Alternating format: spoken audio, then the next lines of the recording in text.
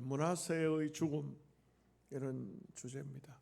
말 그대로 므낫세라는 사람은 평생 온갖 악행만 저지르다가 바벨론 포로로 잡혀가서 고생도 진탕하고, 그리고 돌아와서 이제 정신을 차리고 우상도 없애고 이렇게 한 그런 모습을 볼 수가 있습니다.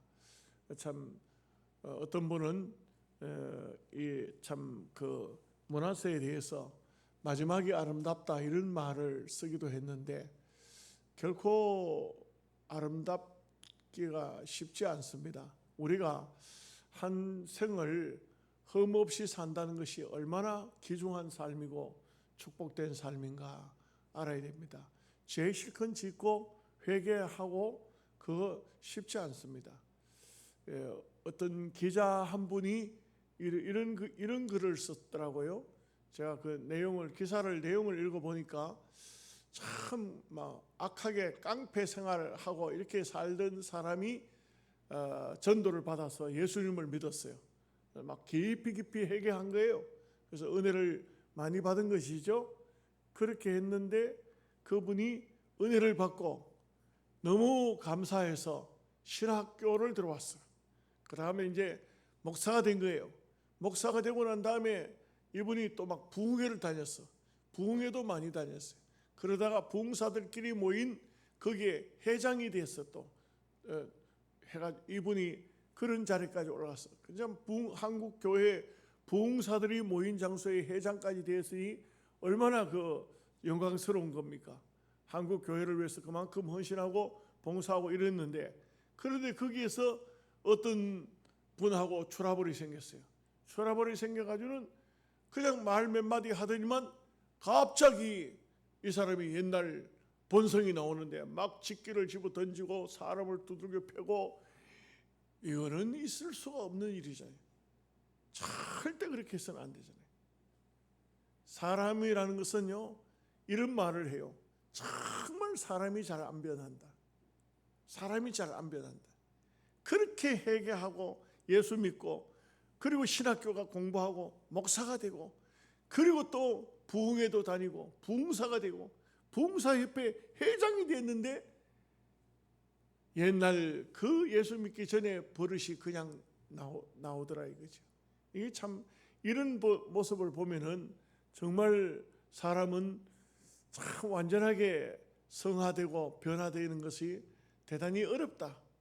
그래서 우리는 그런 얘기를 들을 때마다 조심해야 되고 기도해야 되고, 우리는 그러지 말아야지. 하나님, 내 마음은 내가 붙잡을 수 없습니다. 하나님, 내 마음은 내가 다스리는 것이 아니고 성령을 주셔서 하나님께서 내 마음을 붙잡아 주셔야 되고, 하나님이 나와 함께 하실 때 나는 능히 이길 수가 있다. 이런 확신을 가져야 돼요. 내가 변화되가 대단한 사람 아닙니다. 속으면 안 됩니다. 우리 속에는 언제든지 본성이 들어앉아 있어요. 아직도 예수 믿기 전에 그 아담의 피가 아직도 내 몸에 흐르고 있고 옛날 본성이 남아 있다고요. 그렇기 때문에 우리는 언제나 참 모든 방면에 있어서 하나님 앞에 기도하면서 정말 겸손하게, 하나님, 나라는 존재는 언제 또 헷가닥해 가지고 엉뚱한 짓 할란지 모르니 하나님이 나를 붙잡아 주셔야 된다고, 이렇게 참 기도를 많이 하고요. 인생 끝나는 그 순간까지 정말 우리는 어떻게든 간에 하나님 말씀 앞에 벗어나지 않도록, 정말 여러분 스스로를 여러분이 지켜냅니까? 못 지키잖아요. 못 지킵니다. 어떤 유혹이 올라온지 어떤 시험이 들란지 알 수가 없잖아요. 늘 기도할 때 그렇게 기도하시라고요. 제가 지난번에도 말씀드렸지만, 하나님, 내 마음은 나도 못 지킵니다.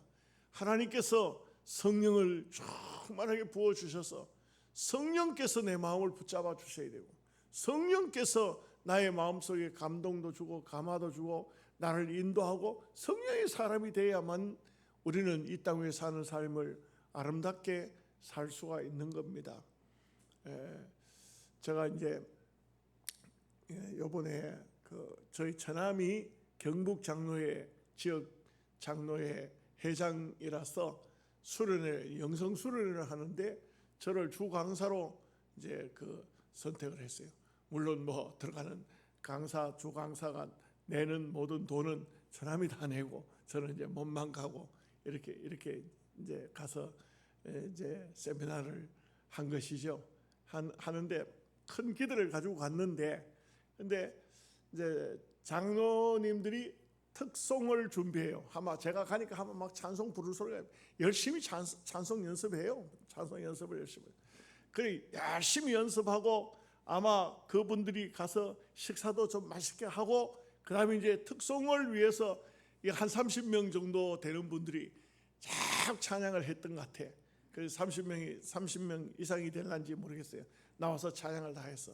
그다음에 이제 내가 설교하러 가는 거예요. 아이고 이게 웬일입니까? 참 이제 말씀의 은혜를 끼치러 나갔는데 다 자른 겁니다. 왜? 찬양 연습하느라고 그 얼마나 신경을 쓰고 나이를 잡순 어른들이 또 막 그렇게 하니까 또 식사도 잘 대접했을 거 아니에요. 밥도 먹었지. 푸근하니까 이제 우리 다 할 일 다 했다. 앉아가지고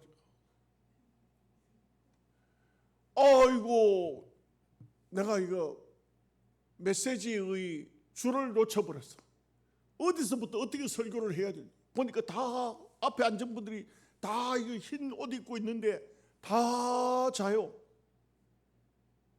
내가 뭐 설교 시작하면서부터 막 깨운다고 막 눈 뜨라고 막 고함 지르고 그럴 수도 없는 입장이라. 사회 보는 우리 처남이 장로님이 하는 얘기가 평균 나이가 저 은퇴하신 장로님들의 평균 나이가 85세래요.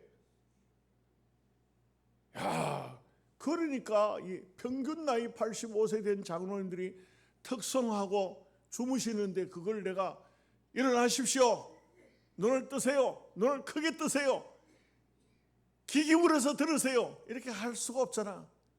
그냥 가만히 놔뒀는데 놔두고 난 설교를 하는데 설교가 안 돼. 설교가 안 돼. 이거 막 한 달 동안 열심히 기도하고 준비하고 갔는데 설교가 안 돼. 설교해도요 듣는 분들도 잘 들어야 설교가 제대로 돼요. 나도 내가 뭔 설교를 했는지 모르겠어. 그래가지고는 그 예배를 마치고 나니까 얼마나 마음이 참 그런지 제가 그래서 또 결심한 게 뭐냐면 장로님들 모임에는 설교하러 가지 말아야 되겠다. 왜? 지난번에 한 번 어떤 장로에서 또 저보고 강사로 오라 해가지고 갔어요. 갔더니 세상에 왜 시간이 다 됐는데 예배드리러 안 들어올까요? 안 들어와. 전부 커피잔 들고 바깥에 돌아다녀 서가지고 이야기하고 앉아있는 사람은 3분의 1 정도는 교회당 안에서 설교 들으라고 와 있고 3분의 2는 바깥에 있어. 전부 또 여자는 하나도 없잖아요. 장로이니까 남자들만 있잖아요.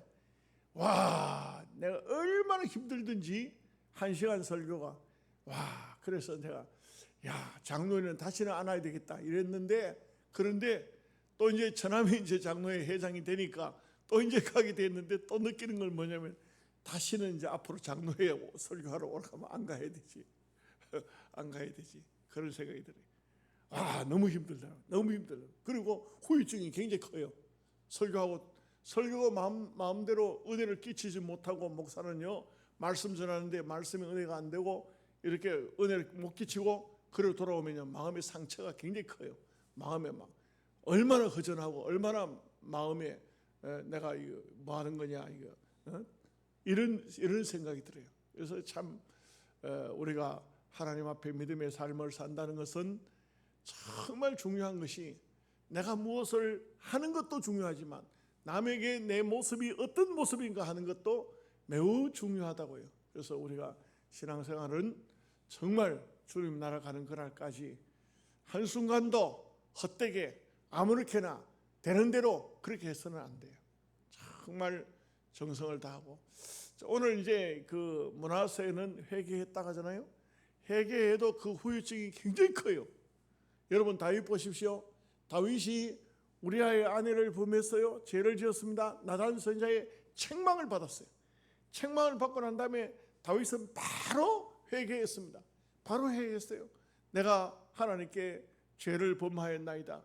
시편 51편에 보면 얼마나 눈물로 회개했습니까? 시편 32편에 보면 침상이 뜰 정도로 눈물을 흘렸다 이게요. 많은 눈물을 흘리고 많은 회개하고, 그러면 완전하게 회복됐을까요? 근데요, 구약적으로 말하면 당신의 죄를 사하셨나이다, 나단 선지자가 말했죠. 근데 분명히 보세요, 다윗을 향해서 하나님께서 주신 그 은혜를 망각하고 당신이 그런 죄를 지음으로 말미암아 앞으로 당신 집에는 칼이 떠나지 않을 것이다. 당신은 남의 아내를 은밀히 범했지만 당신의 아내는 남들이 백주에 범하리라.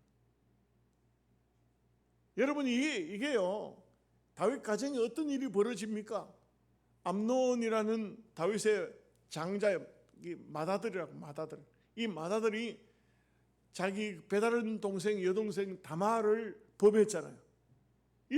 그러니까 형제간에 이런 일이 벌어졌어요. 그 당시로 봐가지고는 형제간에 결혼도 할 수 있어요. 그런데 이 암논이 결혼을 안 하는 거예요. 가까이 하지를 않는 거예요. 그냥 다말을 범하고는 다말을 가까이 하지 않는 거예요. 그리고 압살롬이 결국은 암논을 죽이잖아요. 자기 여동생을 범한 그 형님을 양털을 깎는 그날 죽이잖아요. 그러고 도망갔잖아요. 그 압살롬이 돌아왔지만 다시 압살롬이 아버지 앞에도 또 반란을 일으켜가지고 아버지 도망가잖아요. 도망갔을 때 압살롬이 한 행동이 뭐냐? 왕궁을 자기가 차지했다 이거예요. 이건 이방인들이 주로 그래 하는데, 어느 나라든지 점령을 하면 그러면 그 왕후를 범해요. 이 압살롬이 다윗의 아내, 이게 계산적으로 따지면 다윗의 후궁이면은 압살롬에게는 관계가 어떻게 됩니까 이게? 그런데도 불구하고 그 여인들을 지붕에다 천막을 치고 그리고는 범했다는 거예요. 이게 뭡니까?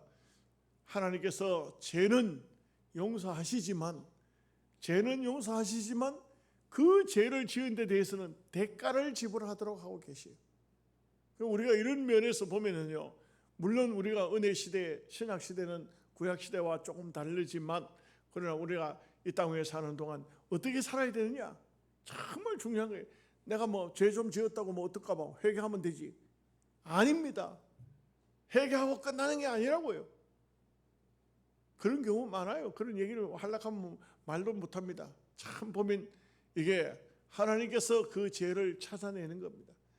회개하고 믿음으로 산다고 하지만, 그러나 모서리를 박았다가 빼면은 못자국이 남듯이 죄를 지으면은 그 죄에 대한 그런 하나님의 징계가 오늘 이 므낫세에게도 임하는데, 이 므낫세로 인해서 지난 시간 말씀드렸듯이 유다 백성이 바벨론으로 끌려가는 엄청난 고통을 당하게 된다고.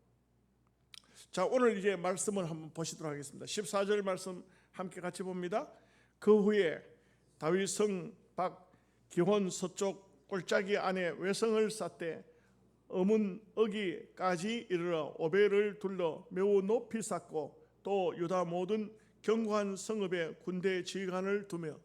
이 앞부분에서 므낫세가 바벨론 포로로 가기 전까지는 전혀 이렇게 하지 않았죠. 여러분, 믿음으로 사는 사람이 특징이 뭔지 아십니까? 부지런합니다. 믿음으로 사는 사람은 부지런합니다. 예수 믿는 사람이 낮잠을 즐긴다? 잘못된 거예요. 전화하면 전화 받는 목소리가, 아이고 뭐 여름이라서 그런지 식곤증이 왔는지 졸음이 많이 오네. 가을이 되면 아이고 이거 겨울잠을 잘락 하는지 또 잠이 오네. 겨울이 되면 아이고 인간도 동물인지라 자꾸 자도 끝이 없네. 봄이 되면 또 봄이 돼가지고 그런지 이게 노곤한 게 또 잠이 자꾸 오네. 여러분 어떻습니까? 잠이 자꾸 옵니까? 신앙인은 그런 게 아니에요. 신앙인은 그렇지 않아요. 정말 믿음의 사람이라면 그렇지 않아요. 제가 살아보니 그러네요. 너무 바빠. 너무 일이 많아요. 참 이런 일 저런 일, 낮에 피곤하지만 요즘에 피곤하면 어떻게 합니까? 커피 한 잔 먹고라도 할 일을 하잖아요. 그러니까 함부로 이렇게 누워서 쉬지 않아요. 여러분, 신앙생활을 하는 사람들이 그냥 엉뚱한 곳에만 계속적으로 몰려 있는 것은 잘못된 거예요. 믿음의 사람은요, 뭔가 할 일이 있어요. 여러분 보십시오. 므낫세가 하나님 앞에 회개한 징조가 뭡니까? 단번에 할 일들이 많아요. 할 일들이 단번에 시작합니다. 이게요, 단번에 정신을 차리고 보니까 아이고, 이 나라가 이래가지고 안 되지. 성도 쌓아야 되고 외성도 돌려야 되고 이거 거기에 군인들도 주둔시켜야 되겠고 할 일들이 있다고. 우리가 믿음의 사람이라면 할 일들이 있어요. 할 일들이. 여러분 교회에 왔다가 가면은 믿음의 사람은 달라요. 우리 동기 목사가 한 사람이 그런 얘기 하더라고요.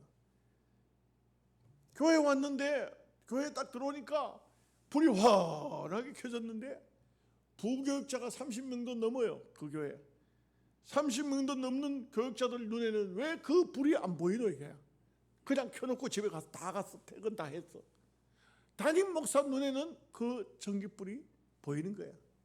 그래서 그 다음에 목사님이 하는 얘기가, 부교육자들 왜 너희들 눈에는 그 전등 불이 안 보이냐? 내가 너희들보다 월급 더 받는다고 너희들을 원망하지 마라. 내 눈에는 그게 보인다. 이게. 너희들 눈에는 그게 안 보이지 않느냐?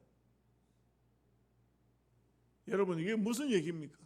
우리가 신앙인으로서는요, 살아보면은 정말 어떤 일이든 간에 진지하게 살게 되고 보게 되고 보이게 되고 듣게 되고 행하게 되고 믿음으로 이 모든 것들을 일을 해나갈 수가 있다고요. 그래서 믿음의 사람이면요, 그냥 교회 앞만 덜렁덜렁 왔다 갔다 하는 게 아니에요. 할 일이 있어야 돼. 할 일이 있어야 돼. 자꾸 할 일이 생겨야 돼. 없으면 찾아가서라도 해야 돼요. 할 일이 있어야 되지. 무슨 일을 하든 간에 하나 끝나면 또 그 다음 일을 하고 이것도 하고 저것도 하고 할 일이 있어야 되죠.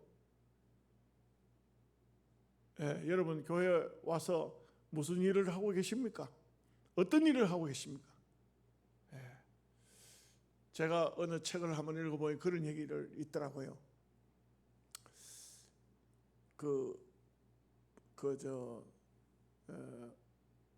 보육원 같은데 가면은 거기서 성장을 하면은 말하자면 고등학교 정도까지만 교육을 시켜주고 그 다음에는 사회로 나와요. 나오는데 그런데 그 자기 친구하고 둘이가 나와가지고 하는 말이, 야 네가 성공하면 나를 붙잡아주고 내가 성공하면 내가 너를 붙잡아줄게. 서로 그렇게 했는데 한 친구는 성공을 했어. 근데 한 친구는 아무것도 해도 안 돼요. 뭐 미천도 없고 아무것도 그래 한 친구는 성공을 해서 회사의 사장이 됐는데 한 친구는 뭐가 됐느냐 하면은 거지가 됐어요. 노숙자가 됐어요. 그러니까 노숙자가 됐으니까 이 친구는 아무것도 못하고 하니까 그냥 막 노숙 생활을 하는데 신문을 얼굴에도 덮어가지고 있다가 이렇게 본다고 딱 보니까 신문을 보니까 자기 친구 얼굴이 딱 나왔는 거야. 보니까 그 해에 그 친구가 그 회사가 정부로부터 아주 성공한 기업가로서 정부의 특별 지원을 받고 정부 특별상을 받는 그런 게 나와 있는 거예요. 야, 내 친구가 성공했구나. 찾아가자. 찾아간 거야. 찾아가는데 막 수위가 만나게 해주지를 않는 거예요. 못 만나게 하는 거예요. 막 가로막는 거예요. 그런데 이제 그러다가 막 어쩌다가 이제 차가 들어오니까 차 앞에 뛰어 들어가니까 그러니까 친구야 나다 하니까 만나주는 거야. 만났어요. 만나 너는 어떻게 됐냐? 나는 실패했어. 나는 성공했다. 그런데 이 친구가 이 실패한 친구를 도와주기는 도와줘야 되잖아요. 그죠? 도와주는데 어떻게 도와주느냐 하면은 이렇게 말하는 거예요. 야, 내가 너를 그냥은 도와줄 수는 없다. 내가 네한테 몇 가지 제안을 한다.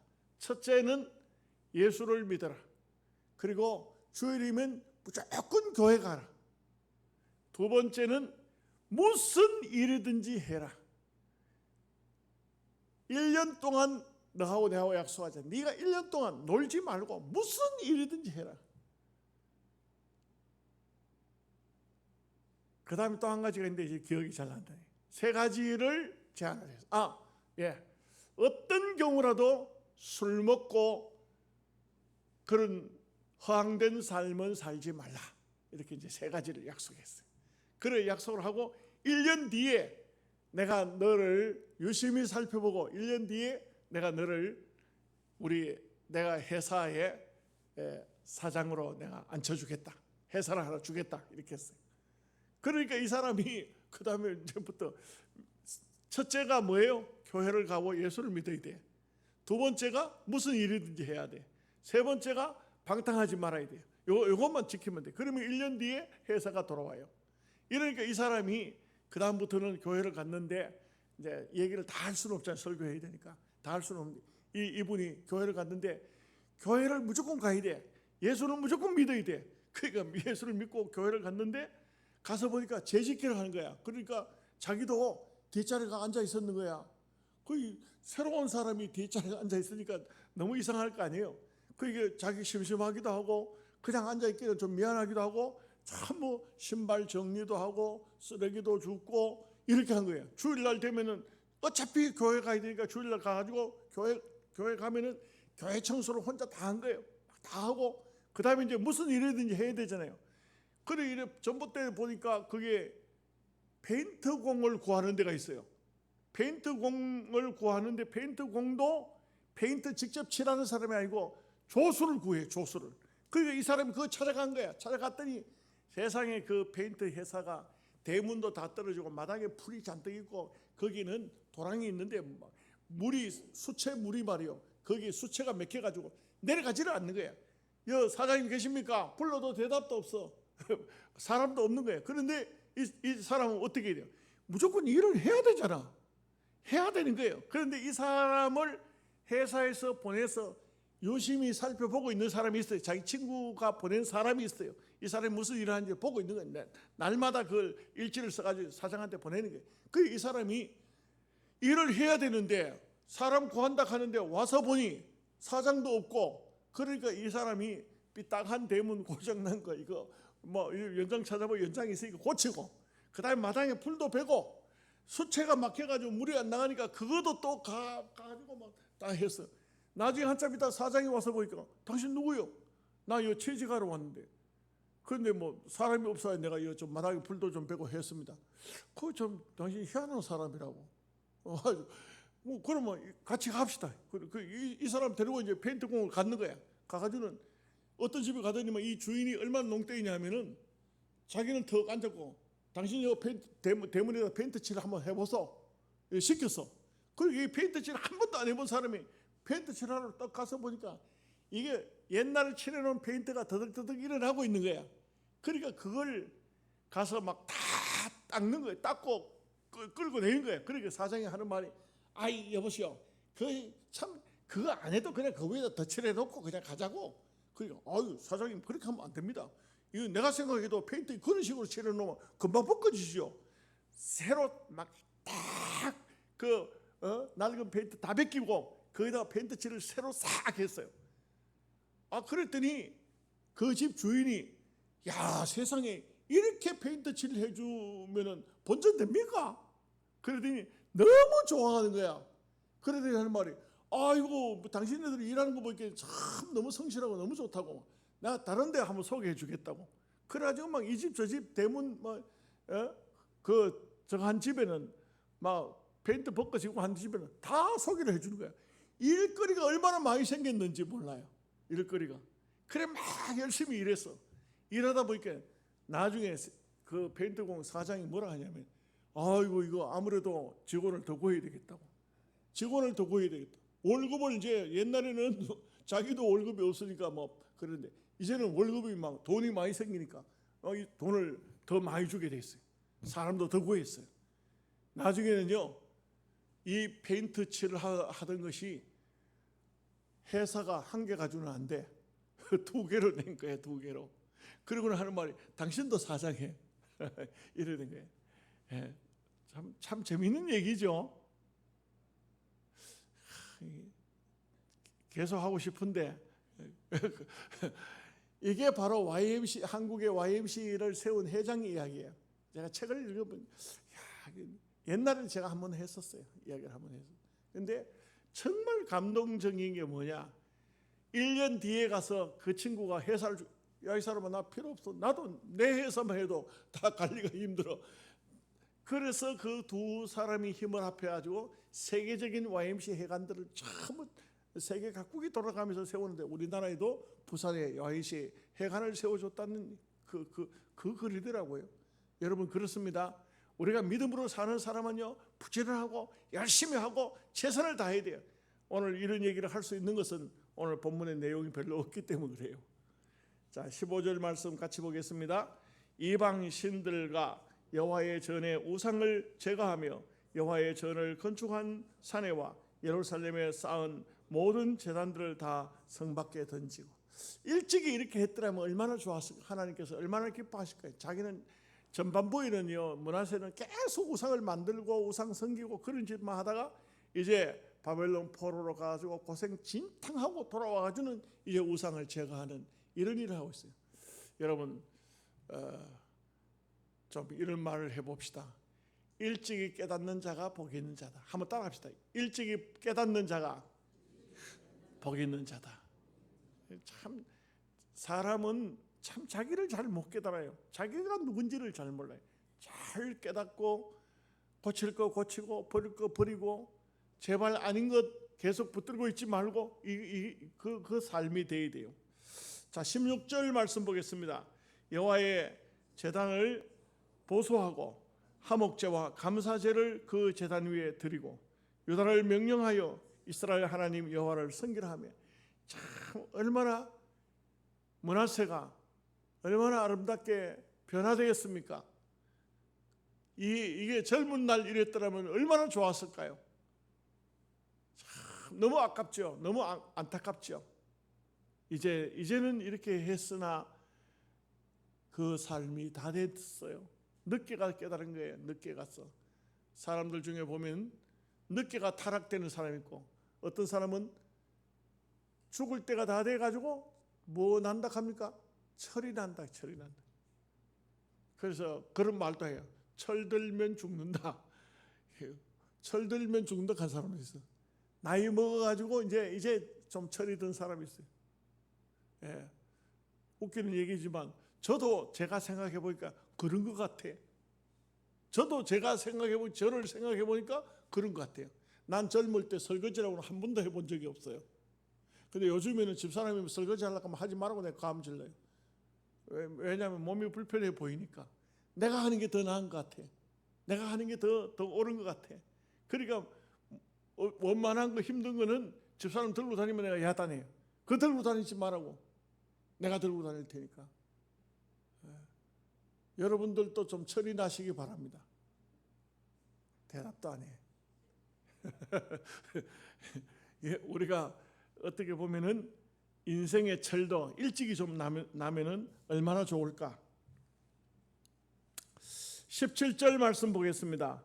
백성이 그의 하나님 여호와께만 제사를 드렸으나 아직도 산당에서 제사를 드렸다. 이게 조금 미흡한 점이에요. 산당에서 아직도 제사를 드렸더라. 이 말의 의미는 온전히 성전에서 하나님 앞에 예배하지 못했다는 거예요. 이게 좀 아쉬운 점이에요. 자, 18절 19절 말씀 봅니다. 므낫세의 남은 사적과 그가 하나님께 한 기도와 선견자 이스라엘 하나님 여호와의 이름으로 건한 말씀은 모두 이스라엘 왕들의 행장에 기록되었고, 또 그의 기도와 그의 기도를 들으신 것과 그의 모든 죄와 허물과 겸손하기 전에 산당을 세운 곳과 아세라 목상과 우상을 세운 곳들이 다 호세아의 사기에 기록되니라. 참 안타깝지만 죄를 지은 것, 왕이 돼가지고 제대로 하지 못하고 먼 우상을 이렇게 막 곳곳에 세우고 했던 것도 다 기록해놨다. 지울 수 없다. 지울 수 없다. 우리나라도 왕들이 어떤 걸 하면은 그 왕들에 대해서 그대로 다 기록하잖아요. 그거는 왕의 일지 그걸 뭐라 합니까? 뭐 그런 말이 있잖아요, 그죠? 그 함부로 누가 다른 고칠 수도 없고 왕이라고 해도 그 못 고쳐. 그렇게 이제 이거 다 기록되어 있다. 자, 20절 말씀 봅니다. 므낫세가 그의 열조와 함께 누움에 그의 궁에 장사되고 그의 아들 아몬이 대신하여 왕이 되니라. 이 아몬이 또 어떤 사람입니까? 21절 22절 봅니다. 아몬이 왕위에 오를 때의 나이가 20세라 예루살렘에서 2년 동안을 다스리며 그의 아버지 므낫세의 행함같이 여호와 보시기에 악을 행하여 아몬이 그의 아버지 므낫세가 만든 아로새긴 모든 우상에게 제사하여 섬겼으며, 그에게 보면 므낫세가 다 회개한 것 같지만 자기가 아로새긴 거는 자기가 막 나무를 이렇게 말씀드렸던 것처럼 천하대장군, 지하여장군 같은 그런 것을 파가지고 아주 정성스럽게 우상을 만들었던 것은 안 없앴다. 안 없애고 우상을 안 없앴더니 그 아들 아몬이 그 우상을 아버지가 만든 거라고 섬기더라. 이게 섬기더라. 왜 이걸 안 버릴까요? 제가 어느 날 우리 어떤 권사님 집에 가보니까 그 옛날 그 절에 스님들이 그 등에다가 불자를 이렇게 써가지고 동서남북 불자를 써가지고 들고 다니는 등이 있더라고. 그 등이 농위에 이렇게 얹어져 있어요. 불자가 돼.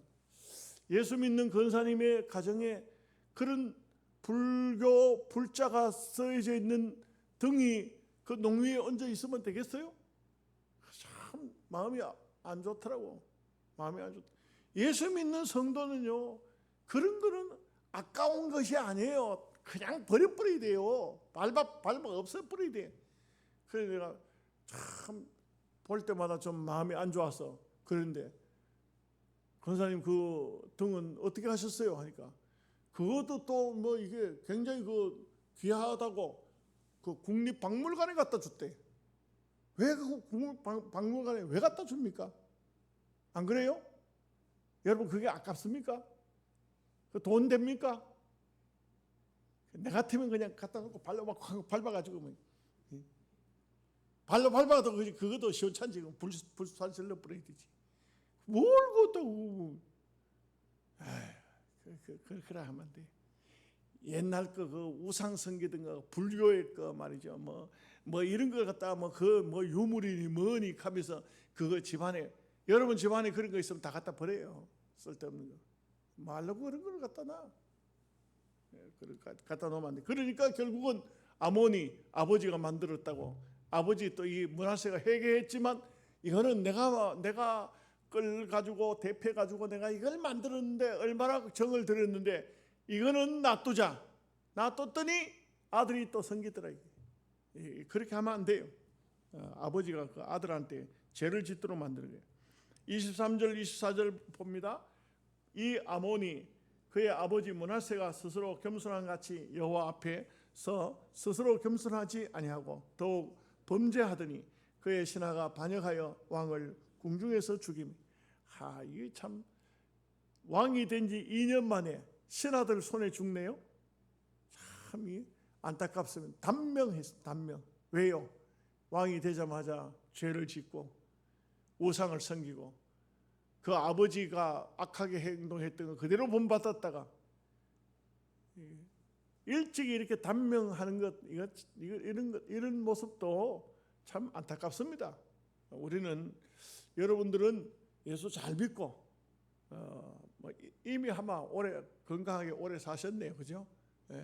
남은 생애가 요즘은 100세 시대예요, 100세 시대. 100세까지 다 건강하게 사시기 바랍니다. 오늘 또 요양원에 설교하고 나오니까 우리 박 장로님 어머니가 내가 손을 이래 들었더니 그래도 손을 들고 또 이렇게 하더니 손을 원래 90 얼마입니까? 이제 곧 100세 돼가죠. 우리 그 조기성 권사님 아직도 건강하세요. 아직도 건강하시. 내내 보면은 가만 보면 과연 100살 채우시겠구나 그런 생각이 들더라고. 자, 25절 말씀 같이 읽겠습니다. 한번 백성들이 아몬 왕을 반역한 사람들을 다 죽이고 그의 아들 요시야를 대신하여 왕으로 삼으니라. 그 아몬도 결국은 별 수 없이 죄만 짓다가 인생이 끝이 났습니다. 기도하겠습니다. 하나님 아버지 감사합니다. 오늘 므낫세 임금의 종말을 보았습니다. 젊은 날 깨닫고 젊은 날 하나님께 돌아오고 회개했더라면 얼마나 좋았을까요? 하나님의 선지자가 그렇게 왕을 잘못된 것을 꾸중하고 책망했지만 돌아서지 않고 그러다가 바빌론 가서 그곳에서 아주 고생하면서 자기 스스로가 자기의 잘못을 뉘우치고 회개하고 돌아왔습니다. 일찍이 돌아왔더라면, 일찍이 회개했다면, 일찍이 아닌 것을 다 정리했다면 얼마나 좋았을까 하는 생각이 듭니다. 오늘 이 말씀을 통해서도 우리들도 하나님 앞에 잘못된 것이 있다면 빨리빨리 인생 끝나기 전에, 죽기 전에 모든 것을 다 고치고 정결하고 깨끗한 삶을 살 수 있도록 역사해 주옵소서. 예수님의 이름으로 기도하옵나이다. 아멘.